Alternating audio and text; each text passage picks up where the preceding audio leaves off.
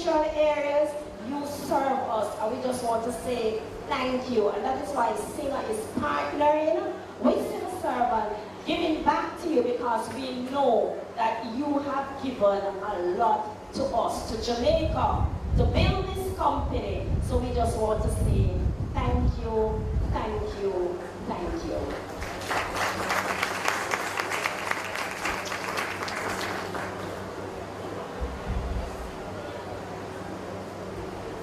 Yes, we're coming to sing in the morning. Definitely, I love those announcements.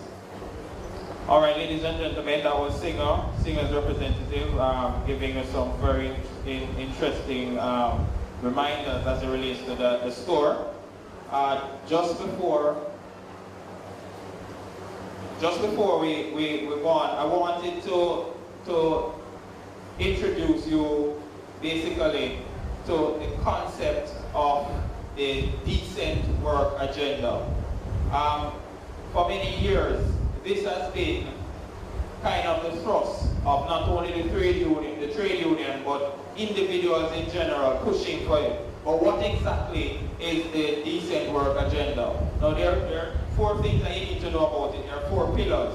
The 4 pillars of the decent work agenda, and if you do good to take note of it, is workers' rights, family, work, and job creation.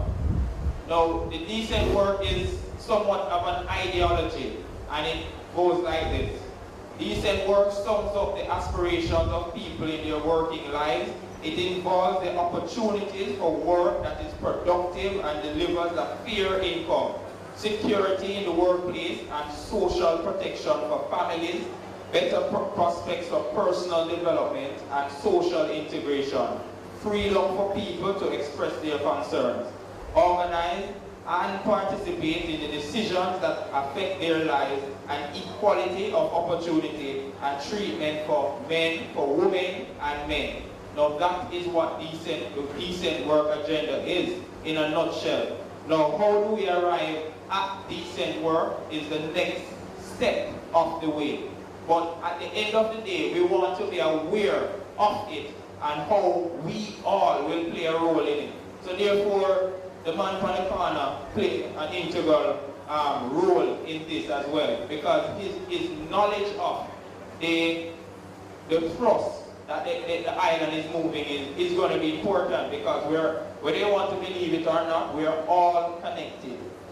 We're all connected. So therefore, the man from the corner is connected to me as well, and I him. So we're all one. And if we're going to be floating together, then of course we all have to understand the decent work agenda. All right? Okay? All right. Thank you, Adam. All right, next we're going to move it right along now. It's my pleasure to bring up Mr. Denson Riley, member of the JSCA, to introduce our next speaker, our next speaker.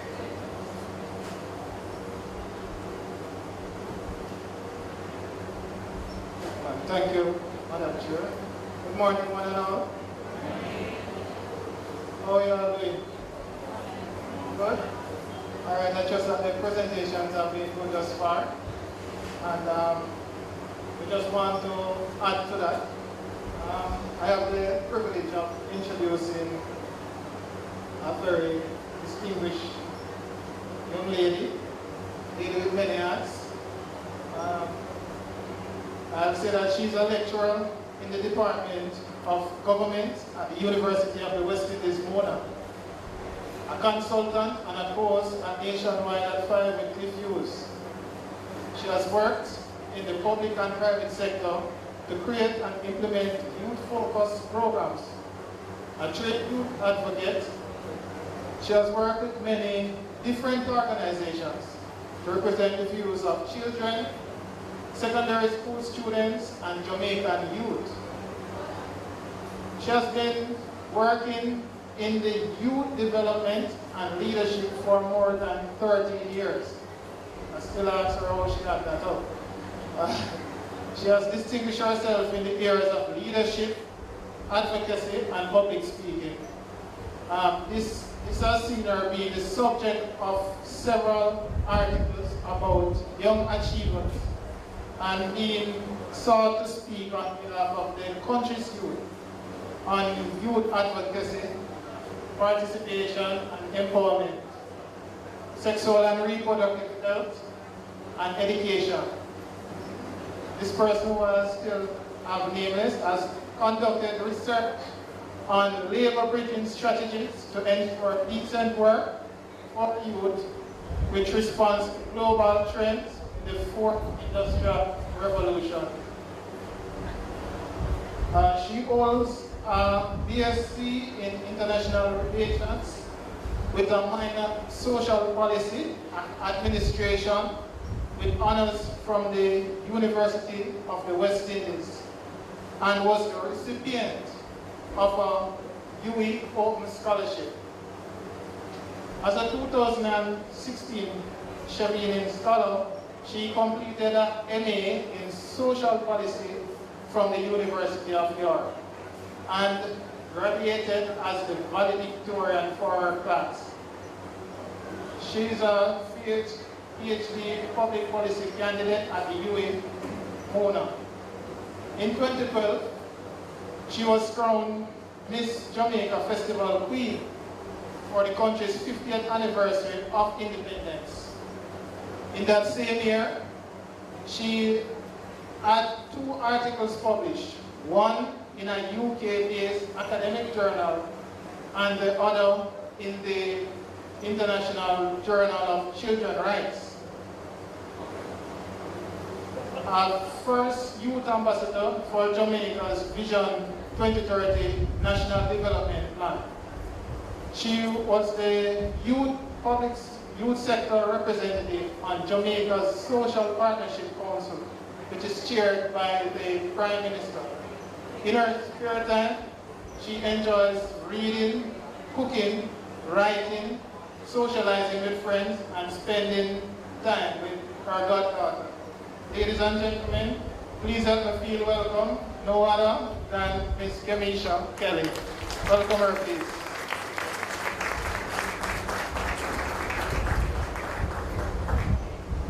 Good morning, everyone. Good morning, everyone. Oh God, because I'm the young person on the panel, so we have to have a more vibrant conversation, right? I am delighted to be here, and I looked around and realized, wow, I know I got the letter and I read it, but it was just a good reminder for me to see that the JCSA is celebrating 100 years, and that is major.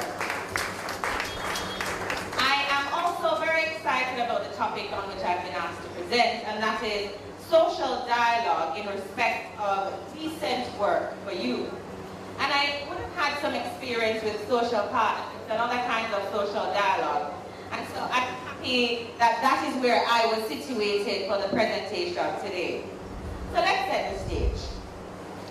Director General of the Statistical Institute of Jamaica, Static, Carol Coy, announced that in January 2019, Jamaica achieved a new record low unemployment rate of 8%.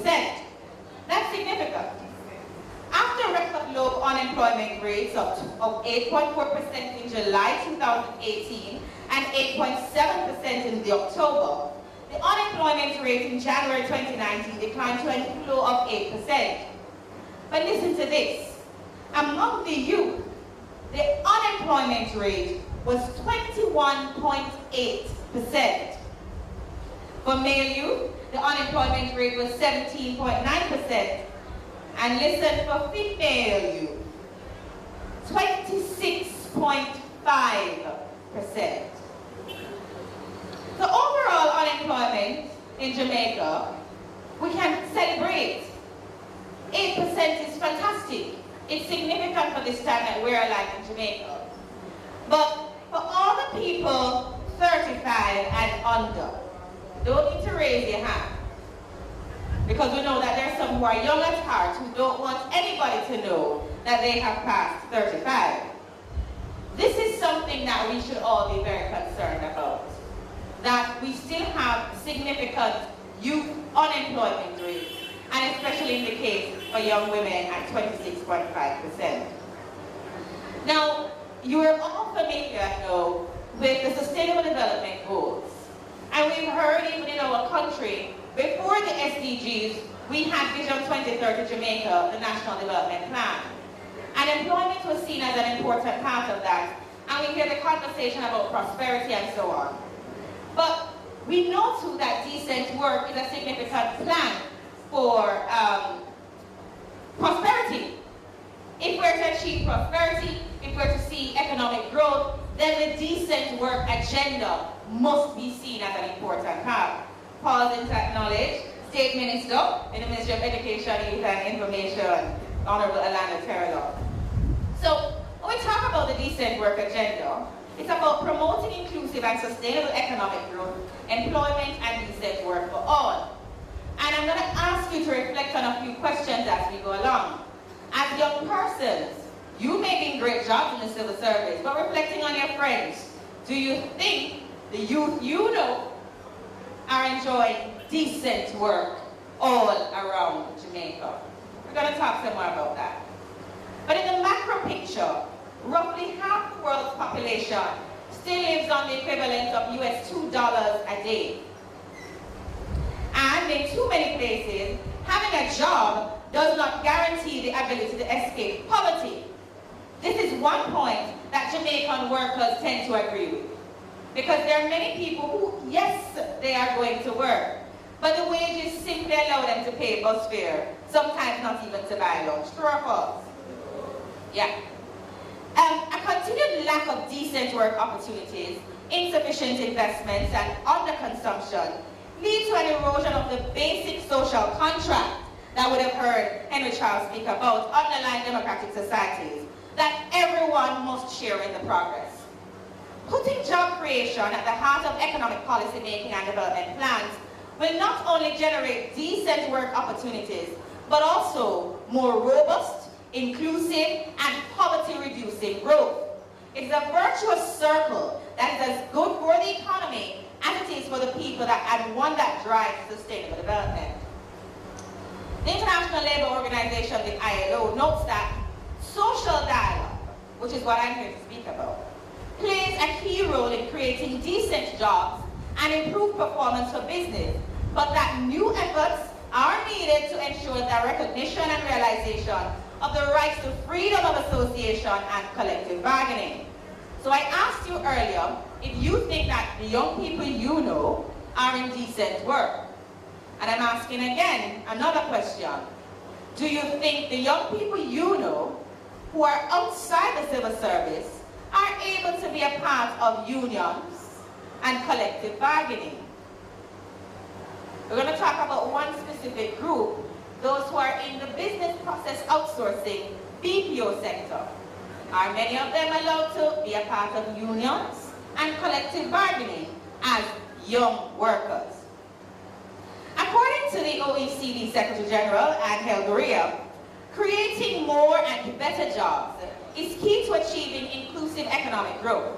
At a time marked by increasing job insecurity, with short-term contracts even in the civil service becoming quite popular, wage stagnation and new challenges from the digital revolution, constructive labor relations are more important than ever.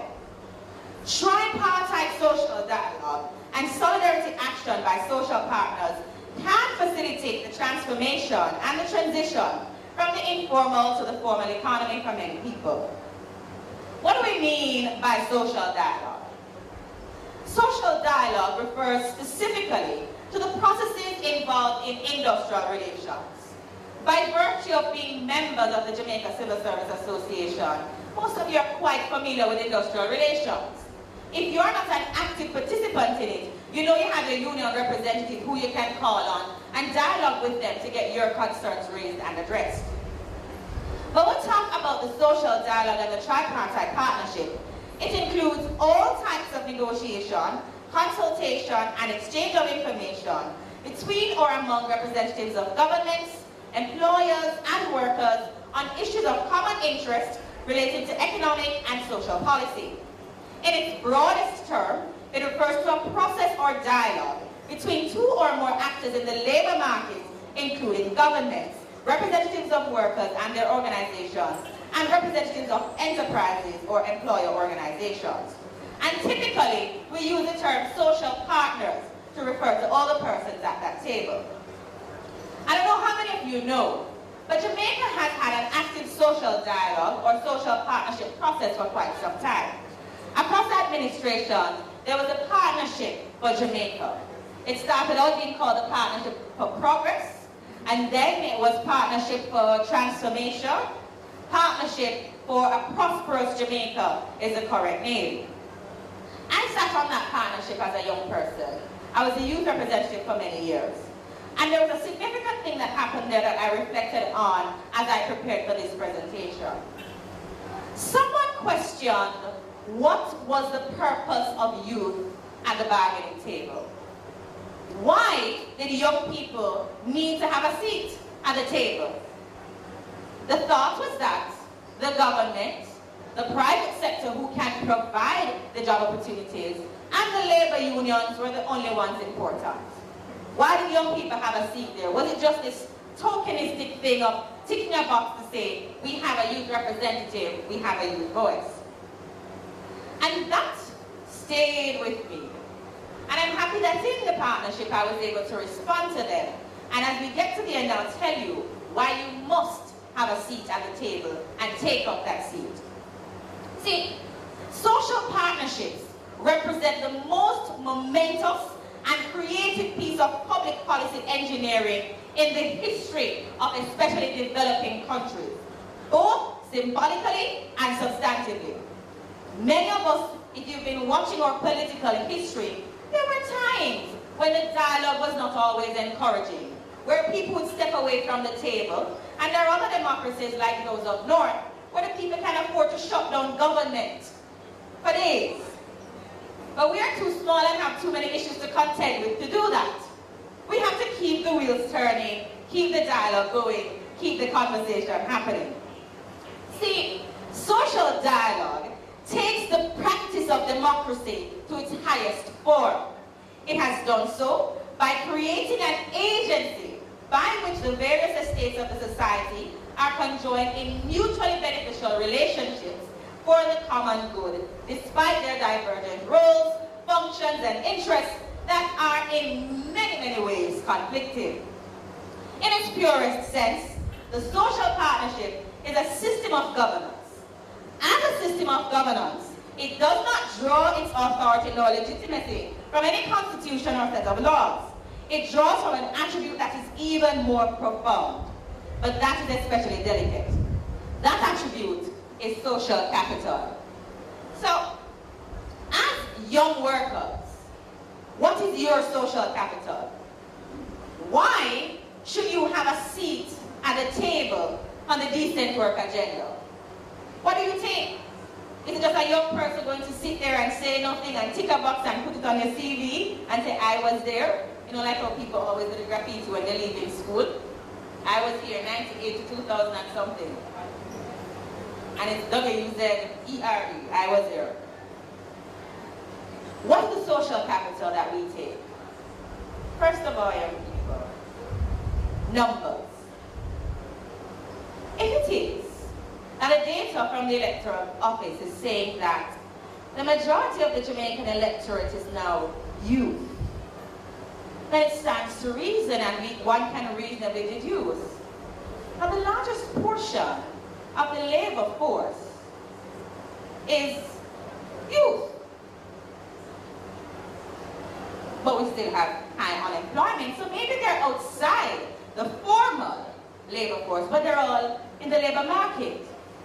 And if by virtue of sheer numbers, we represent that significant portion, then why aren't we more actively and in a more coordinated way using our voices to impact policy, to demand change? Especially for those of you who are in the civil service, there are many things that we critique. It's too bureaucratic, there are some outdated rules, some things that just make no sense. But is it enough to sit and talk about it with your friend in a silo?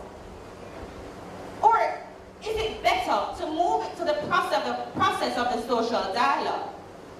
I'm one person who believes that if you recognize that you have something valuable to contribute and there is no seat at the table for you, bring your own chair and sit there. Because as the young people, just the sheer volume of us means that we need to talk a lot more about labor in Jamaica. We must recognize though, even if we are a part of a social dialogue in a formal way, it does not stop the owners of enterprises from being most concerned with rates of returns on capital. Nor does it stop the labor movement from having as its chief concern the advancement of the interests of the workers it represents. So ultimately, it's important to be a part of the conversation in a meaningful way. Now I want to talk about this fact. Youth, though the digital natives, we are at risk as it concerns automation and the fourth industrial revolution. Many young people are sort of complacent and they say, oh, you know, as more technology is introduced in the workplace, in the civil service, etc., we are better off. But it may not always be so. Because the experience of some of the older workers might allow them to be more integral and more important to a particular workplace at a particular time. So what is it that digital natives need to talk about? Henry Charles would have talked about social protection. And I would have mentioned earlier that one of the things we see becoming quite prevalent is short-term contracts. Many of your older compatriots in the workspaces, they're not getting the short-term contracts. They've earned tenure. But the young people, you have the short-term contracts. And sometimes for women, they don't even include things like maternity leave. It's always going to be unpaid. You can get the time, but it's going to be unpaid in certain cases. The truth of the matter is, as we move to automate more, the welfare cost of automation may be higher in developing and emerging economies like Jamaica because the social safety nets that we have are less developed than those in higher income countries. The cost of job dislocation are higher for workers without access to unemployment insurance or unemployment assistance. And when we look in the Caribbean, when we look in Jamaica, we may be able to get a little bit from Palm. But larger scale unemployment benefits for us, this is why you need to be a part of the dialogue. Social security coverage is typically low in emerging and developing regions. Data from the ILO indicates that while more than 65% of people in the labor force are contributing to social security in developed countries, only 30% of those in Latin America and the Caribbean region are contributing to social security. So, young people, are you contributing to the pension schemes? Are you ensuring your security? Is there something different that is needed for in social security for young workers? How will the seniors know because they don't have your lived experiences? You have to be a part of the dialogue. It is important to note, because I promise not to be long, it is important to note that the dialogue, the social dialogue, the partnership that's needed for sustainable youth unemployment does not only start when young people have gotten employed and they can be a part of labor unions. As the young workers, you too must lobby for greater partnerships for access to training and educational opportunities. There are far too many young people, especially in Jamaica. We're always told that one of the reasons the youth unemployment rate continues to be so high is because there's a skills mismatch for young people. Many of them have not attained the adequate training and certification for the jobs that are available. Even as young workers, though you have a job now, make sure you're continuously upskilling and retooling yourself because the labor market is changing.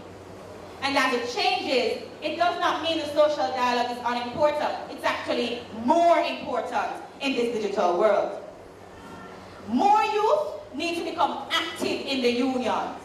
Do not leave the conversation up to those people who are 50 and over, because they will more likely than not be more concerned about retirement, which is more imminent for them than it is for you.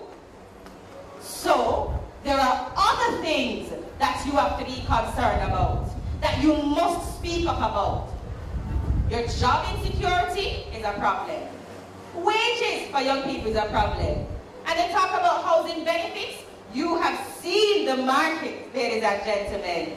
You know that no single young person, unless they have had the benefit of being born in a birth lottery with access to significant capital from their family, a single young person cannot purchase a number of these houses on their own. So where are those conversations in labor? Those conversations need to be brought to the table by you. In the civil service, you have the opportunity to join unions. And I asked a question earlier about other young people, if they can. And for those who responded, the majority said no. In many cases, they cannot. So who speaks for them in labor conversations? Who represents those youth workers? Who is pushing back against those youth workers? So we're at a crossroads. Capital versus volume. The volume of young people versus those who hold the capital. Yes, money can bring power, but yes, there's also power in numbers. It's important for us to be a part of the dialogue and not just through social media. Remember, they call us the articulate minority. So let us amplify the voices, because we are the demographic majority. It therefore makes sense for us to take a seat at the table. Don't hold these positions in name only.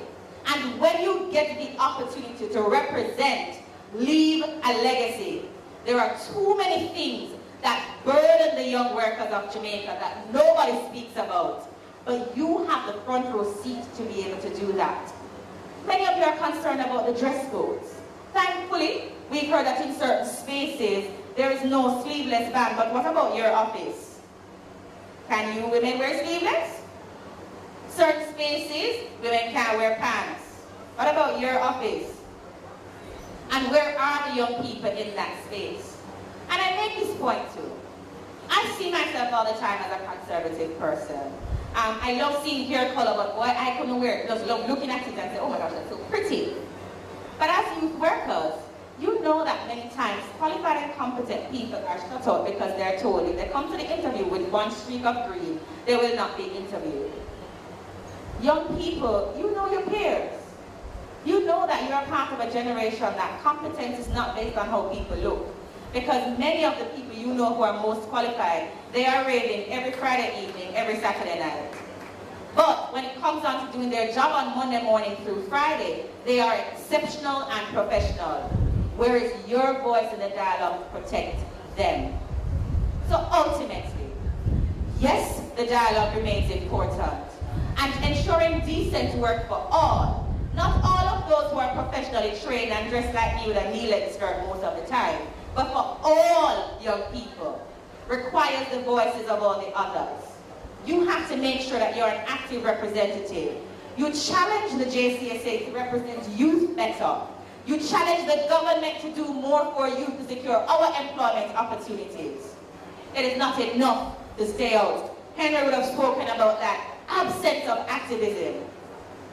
Our generation is being called revolutionary. So the question I leave with you is, as a youth worker, as a part of a union, what is your revolution? Let it start now. Thank you.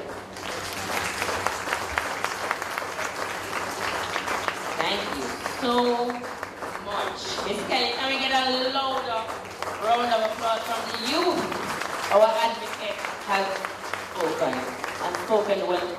Do you agree, Alan? I'm told by the timekeeper that she was actually 1 minute. You had actually 1 more minute. Let's hear it for the youth, you know, we keep within the time, you know? All right. Question and answer? Yes. We do Alright. have question and answers. We have three, we're taking 3 questions. Won't all put the hands up at once. Come on, young people, after such a presentation, you must have questions. Sure. I have. I have 1 question. What's it? Where are young workers? We have to fire that young worker, put him on a short contract. Cut off in benefits. Cut off in benefits. No? No? A little harsh. Oh, we're talking about decent work. Okay, yes, sure. Go ahead, go ahead. 1, 2. Yes, morning everyone. Thank you, Ms. Kelly, for that wonderful presentation. I just want to hear from her perspective as it relates to the, how do I put it? You want me to start? My apologies. What's her take on the gender balance? I know that I'm really happy to see our ladies excelling well and doing very well in managerial positions. But one complaint is in terms of the spousal equity for the ladies when they move up. So how we should be concerned with seeing the young men doing a little bit more. What is the advocacy for that? I just want to hear her position on that. That's an interesting question. The end of it is what made it very interesting. Now, I believe in equity, and I believe in equality of access. At the end of the day, when I hear some young men, I'm not saying you, when I hear some young men, there is a critique in a negative way of the number of women who are accessing middle management positions. Remember, most of the senior management positions are still held by men. The majority of the women who are managers, it is in middle management. So as more women get access, it's a benefit for us because the majority of the households in Jamaica as well are single-parent households headed by women. In terms of advocacy for better balance, are you asking for more men to be moving up the ranks as well? That I would say is an avenue for you. The truth of the matter is you have a perspective on that, you have a voice on that, then use it. Don't leave it up to me. Because for years I was concerned about women not having a seat at the table. And now that I see women having a seat at the table, I want even more women to have a seat at the table. So that does not mean that men ought not to have a seat at the table. If we can get 50-50 in all fields, that would be amazing. But men should not challenge the women to also advocate for them. The women have to step out. The young men like you, with a powerful voice like you, step out and advocate to support the rest of the men. I see the ladies clapping, the ladies. Gentlemen, don't worry. Don't worry. Do we have another question? Yeah, we have another young man asking a question. Hi everyone, Stefan Morris. This is a good presentation as usual. So we spoke about the social dialogue and the contribution of young people to that process. And we do have a seat at the table, but personally, at my organization, which will remain unnamed, for obvious reasons, you find that you have some person stepping on boldly, but then everybody reaps the fruit of the labor that one person goes up and steps out. So we're talking about contributing to the social dialogue. But my question is, how, because I'm a very overt person, I go after defending people, but I feel like I'm alone sometimes, and then everybody else, pushes behind me, and then like you get lost in the whole thing and everything. But how do we encourage others to stand behind each other to get like a common goal towards that social development? Thanks for that question, Stefan. It certainly starts with dialogue, and in many instances around you, change has been sparked by one person. At the end of the day, the truth is, when other person starts to see that there is impact, many more might want to join on. But it also, I think, is the responsibility of the individual change maker sometimes. So, if the others won't speak for themselves, it may be that they're not confident enough. They don't want to rub the feathers enough. And so the burden may rest on that one person. It's important, though, that that representative speaks to the others to get their issues. Not everybody wants to be at the forefront in advocacy. Some persons are going to want to be behind the scenes, doing the research, supporting in so many other ways. And I think that is only fair and that is only right. So those persons who actually are the voice, ensure that they actually have an ear, they are listening to the concerns of the other persons within the organization, and then are able to take those concerns to the right channels. All right. All right, please allow me to just pause this activity for a moment to recognize the presence of the Honorable Orlando Terlong, who is an MP and also the State Minister within the Ministry of Education, Youth and Information. And also to indicate that at their most appropriate time, I'll be inviting you to do a brief presentation to the audience. All right? All right. So we're back. It's Kelly on the floor. We have one final question for her. And also to remind you all that we're having a working break. So what that means is that during the course of the operations, you'll be presented with fruits and other such refreshments, right? One more question.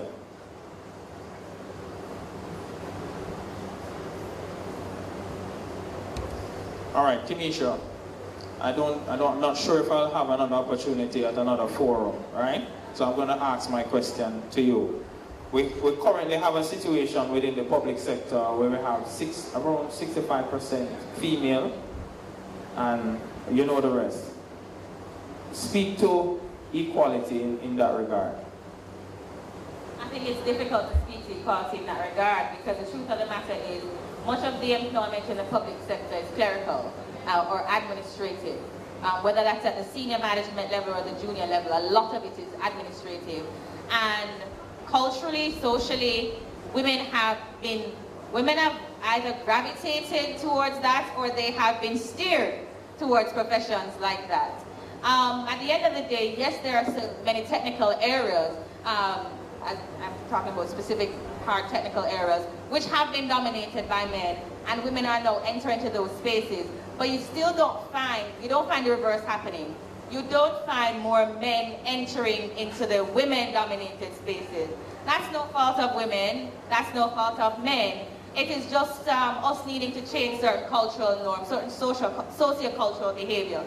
Ultimately, we want people to access jobs wherever they are and have the right skill sets to be able to perform in those jobs. What we find now that's most important is not necessarily the specific training in certain areas, but having the right soft skills to be a good team player, having the emotional intelligence, that kind of thing, to work well with particular teams, and that is not gender specific. Any gender can do that. And so I would say maybe in some organizations there needs to be a bit to attract more young male talent. Maybe in others they need to attract more young female talent. And I believe the most important thing for us to achieve is equity of access, and then the rest will take care of itself. All right, thank you very much. I believe you have answered my question. All right, if we have no other, I would at this time like to invite Mr. McPherson to do the presentation on behalf of the committee to you.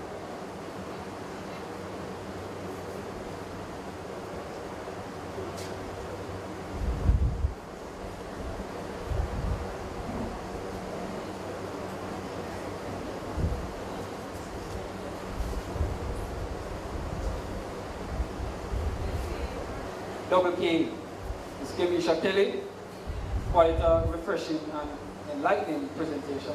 Thank you for that. And on behalf of the Jamaica Civil Service Association Young Workers Committee, I present to you this token, this is Nanny of the Maroon painting. So it's quite fitting for such a young person advocating for us. And we really appreciate your presence here. It's quite received.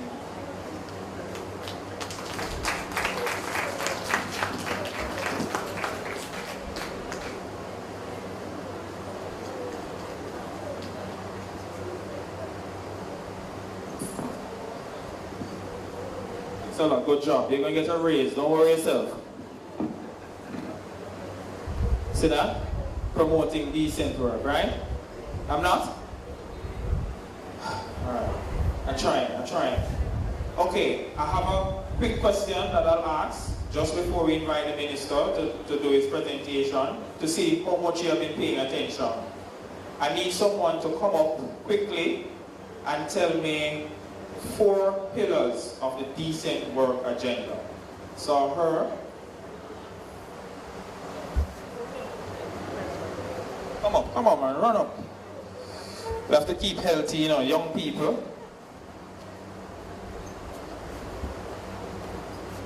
Good afternoon. 4 pillars will include workers' rights to work, family, and job creation. All right.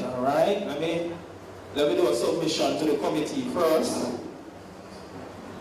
A joke, not to myself. On behalf of everyone here, you are indeed correct. You're right. So give her a round of applause. At this time, I'll ask a member of the Young Workers Committee to take something from the Thrift Society.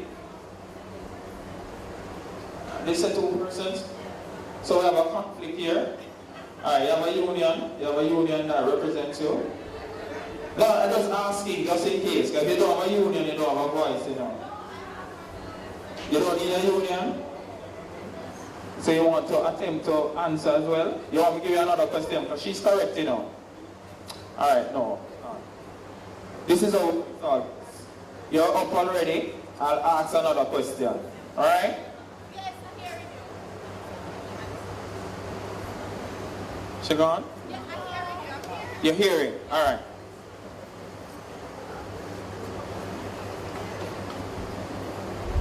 Explain. You ready? Explain the concept of decent work.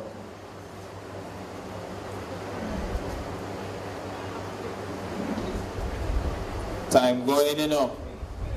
Time going.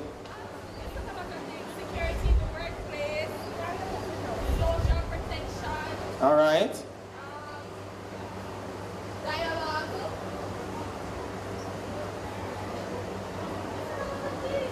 All right. So you mentioned social protection, which is good. But I would have hoped that you had it in a sentence. But not to worry. You're partially correct, and for that, we'll do a presentation to you as well. So stand over there. Clap for now. Effort. It takes a lot of energy to come up here. Alright, so I'm going to ask now for one of my youth workers to take a basket from the Thrift Society and also another token for my friend here, who don't need a union to represent her. All right, we have the president of the JCSA that is here. Listen.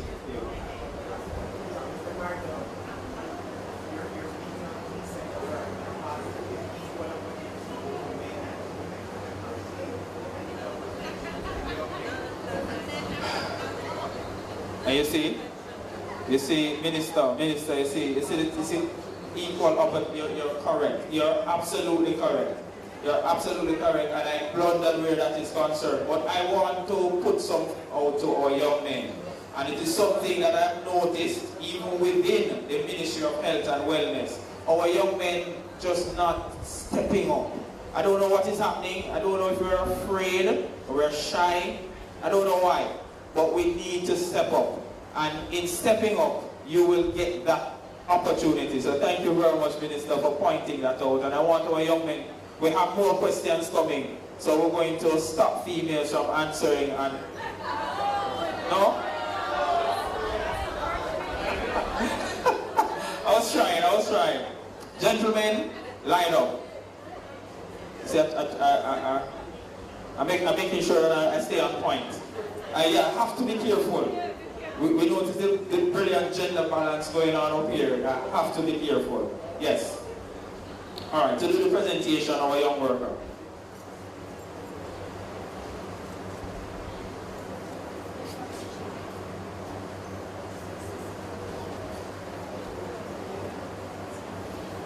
Quick and fast. All right, so at this time, I would like to invite the State Minister within the Ministry of education, youth and information. I'd like to invite him to the podium at this time. Make him feel welcome. Make him feel welcome.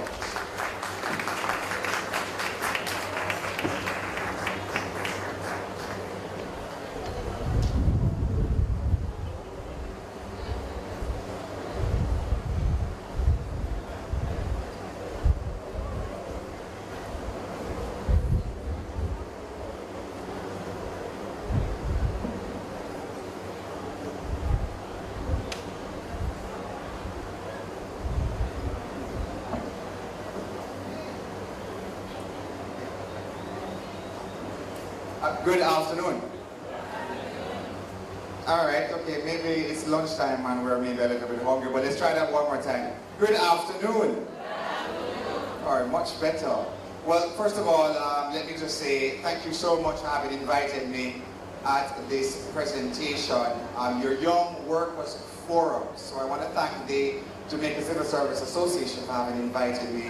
I must say a pleasant good afternoon to our moderator, Mr. Alan Carter, and just to acknowledge Mr. Grant, Mr. Reed, of course I'm not sure if Ms. Regina Bell is still here, Dr. Wallace Charles would have left just now, Kenisha Kelly, who is here, I quite enjoyed your presentation, Ms. Sandra Masayo, Ms. Rickards, and of course all our members of the Jamaica Civil Service Association, our special invited guests, and of course you, our wonderful youth of Jamaica. So I listened to the presentation of Ms. Kelly, and one thing stuck out when she spoke about letting your voice be heard. You know, don't just occupy a position in name or title, but get your own seat at the table. You know, and I thought of my own experience as a young man many years ago when I finished law school and it was time for me to enter the labor market. And it took me over a year to get a job. Not because I wasn't qualified, but simply because of how I chose to express myself, how I chose to wear my hair. And many, many years ago, corporate Jamaica had a problem with my hair. Civil society had a problem with my hair. Private firms had a problem with my hair. The whole country had a problem with my hair. And I thought to myself, but as a young person, how can I make a difference in terms of how we view other young persons entering the labor market? And so Ms. Kelly said that her generation, they're known as revolutionaries. And the truth is, each generation has an important role to play in the revolution of the youth, of the workforce, and how we see ourselves as young people and the roles we play in making changes within our society. And the truth is that change does begin with one person. And as I look into the audience now, I am seeing so many of my black sisters, so many of our black queens expressing themselves. They're going to work and they have braids, they have the hair out, hair in buns, all different sorts of hairstyles. And it shows how far we have come from a society, or as a society, when 30 years ago, 40 years ago, to occupy certain positions, you had to have a particular skin color, and your hair had to be groomed in a particular place. And so I want to say a very big thank you to the youth that came before me, to the youth that came along with me, and to you, the young people of Jamaica, who continue to push those boundaries and continue to make changes within the workforce, because your competence has nothing to do with how you dress. Your competence has nothing to do with how you look. Your competence has everything to do with your mind, how you express yourself and what you bring to the table. And so the youth of Jamaica, we are seeing a great change simply because of the boundaries that you continue to push. And I want to say a big thank you to the young people in Jamaica. When we look at our statistics, we realize that in 2013, youth unemployment was at a high of 37%. 2013 is just 6 years ago, a high of 37%. And when we look at youth unemployment today, 2019, some 6 years later, youth unemployment is at a record low of 19.4%, with projections for the rest of the year that youth unemployment in Jamaica will continue to fall between 18.9% and 19.1%. And that, to me, ladies and gentlemen, is a very big deal, because it says that more young persons are stepping out of the box. More young persons are being given opportunities by the government, but also more young persons are making opportunities for themselves. When we think of this big word, entrepreneurship, so many of our young persons are creating businesses for themselves. There are many positions that exist today. When you think of positions like social media manager, social media manager was not a position that existed 6-10 years ago. It just did not. But as technology changes, so do the opportunities for our young persons. And our young persons, they are grasping those opportunities. They are becoming entrepreneurs, and in an enabling environment. And this is why it's important to have associations like the Jamaica Civil Service Association that can push an agenda, that can work with the government, so that we can create both an enabling environment to allow for the development of the growth of businesses of our young persons, and also for young persons to develop, use their own creativity, their ingenuity, and create more jobs for themselves. And so those of you would have realized that for the first time, when we had the budget debate this year, so many young persons tuned in. I've been on Twitter for, I don't know, so many years now, and I've never seen so many young persons engaged in a budget debate. And what got the young people talking? Things like, one, the business tax, eradicated. It does not exist anymore, which means that more young people have an opportunity to start their business without having to find this business tax to start their business. The removal of the GCC threshold to $10 million, which means that more young people, when they're working, will have to worry less about filing GCT returns and not have to worry about that until their business is making a profit in the region of $10 million. So when you look at all the pillars of what constitutes the decent work agenda, and one such pillar is ensuring that you have an opportunity to let your voices be heard, to be able to make decisions that affect your lives, because these decisions will lead to your job security, your social and personal growth and development, and also ensure the equality of opportunities.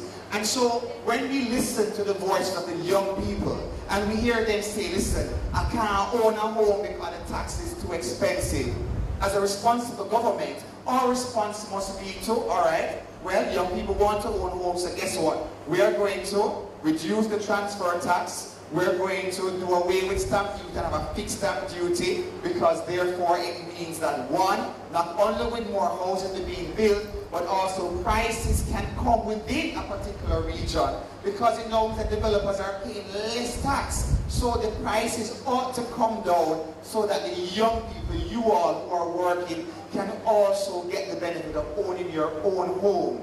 We also increased the provision for NHT. And why did we do that? Ensuring that you have an opportunity to get more loans so that you can buy your own home. Because going to work and having job security is one thing, but having job security and not having that security of having your own home, that's another discussion as well. And so it therefore means that included in the job security, you must have now security of ownership so that more young people can own their own homes. And so those are some of the measures in this social partnership for prosperity, that we must ensure that our voices as young persons, that you must ensure that you continue to make recommendations for changes so that we can all create that enabling environment. And so, as the statistics continue to show an increase in more young persons being employed, I want to encourage you all to create more opportunities for yourselves, for others, because at the end of the day, your opportunities that are created for yourselves will be even that more far-reaching, have more of an impact, and we will see those figures continue to fall until every single young person is employed. When we think of institutions like HEART and all the different training programs, again, these are to provide more young persons with more opportunities. So what has HEART done? And you would have heard Mr. Carter mention that we need more young men to step out. Stop living, stop living within yourselves and be so, introverted, or thinking that there's life on the corner, the drinking, the smoking and everything else. But you need to step out and get yourselves trained, skills training, get yourselves empowered. So what we realized is that, all right, some persons don't want to enroll in HEART, so HEART now has a mobile training institute. So some of the programs that we're doing is we're now going into the communities. So it's HEART on Wheels mobile training. So HEART will go into a community and provide that environment for your masons, your builders, your hairdressers, your barbers, your public relations officers, your technical officers, so they can get their certification right there on the spot in one day. So what do? For our masons, we get the blocks, the cements, everything else. You do your bricklaying, you do your tiling and everything else, you get your certification. That certification is now added as one of the tools of empowerment. If you're a barber but you need the certification, guess what? HEART is now coming into your community. So you get your clients, you come in, you do your share and everything else, you cut your hair and everything, you get your scissors. If you're a hairdresser or a nail technician, the same thing. You get your clients, you come, you do the heel, you do the nails and everything, and you get your certification right there on the spot. These are ways that we have thought of to ensure that more young people get the certification that they need. For our summer program, 5 years ago, we were hiring, let's say, in the region of 5,000 young persons. We're getting the opportunity to get jobs, apprenticeships, entrepreneurships during the summer.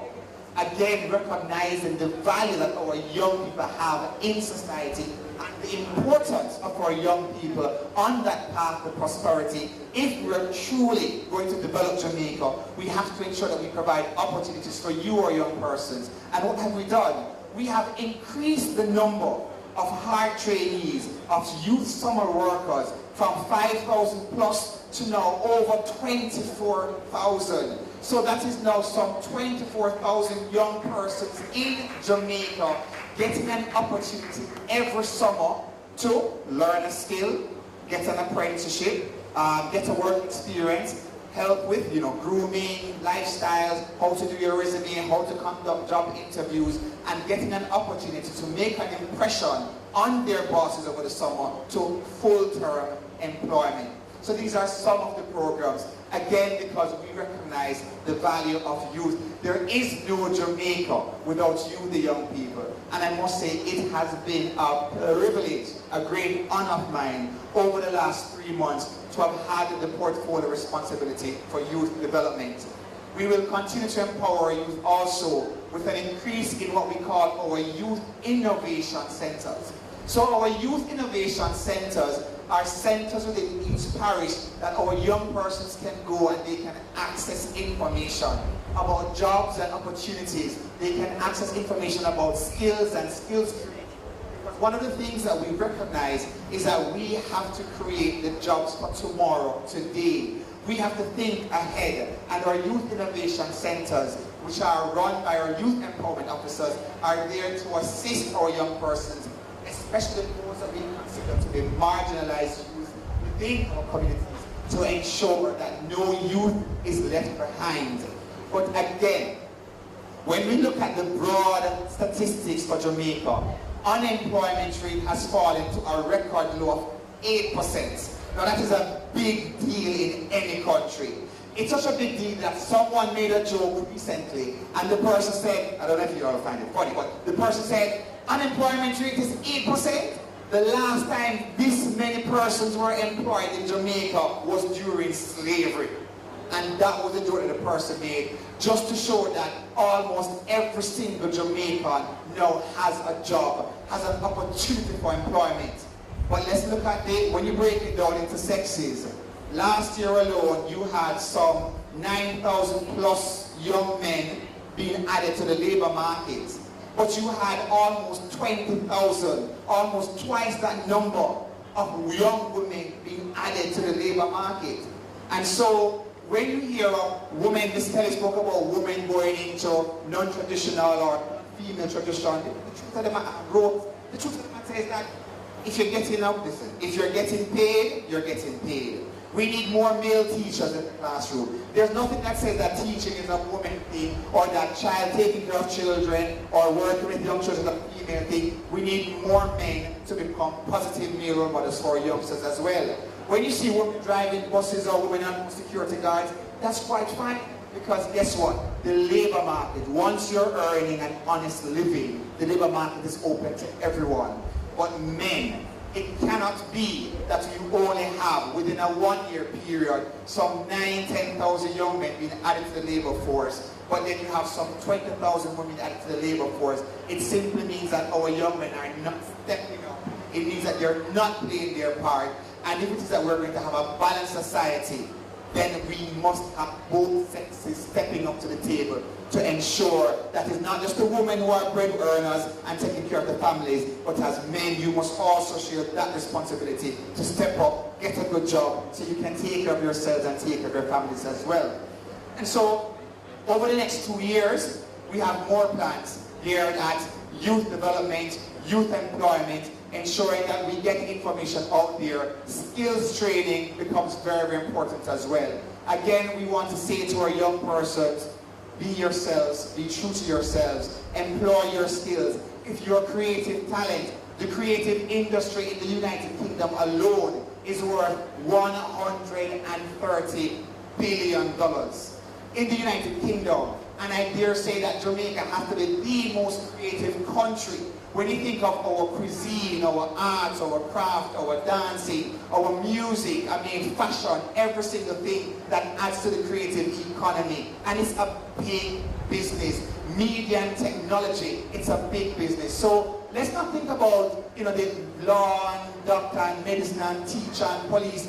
There are a whole host of other careers. And the future as we know it is going to rely heavily on technology, data, software. So we want to encourage our young persons as well to think about the future, get involved, get your skills training. From the minister perspective, we are working with our TVET program to ensure that more young persons will get the skills they need for the jobs of the future.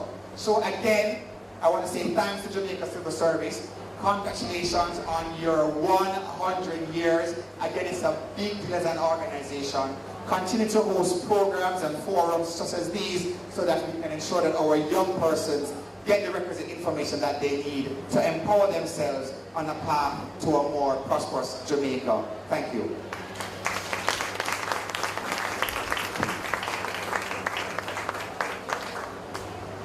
All right, let's give the minister another round of applause. That was a very spirited presentation. And I understand that a few of our presenters had to leave for other engagement. Ms. Kelly, take care. Thanks for having you. And of course, Dr. Henry Charles, he had to vacate as well. Okay, we're moving on in the program. We have one final presentation, and of course, as oftentimes we hear, we save the best for last. See, I have her smiling. That's good. That's good. All right. So I have one more question that I'm going to ask. I'm going to throw out there. But just before that, we have a presentation, and well, it's actually a remarks. And at this time, I would invite Miss Claudine Allen, the Executive Member Relations and Quality Assurance from Jamaica National Group, to come and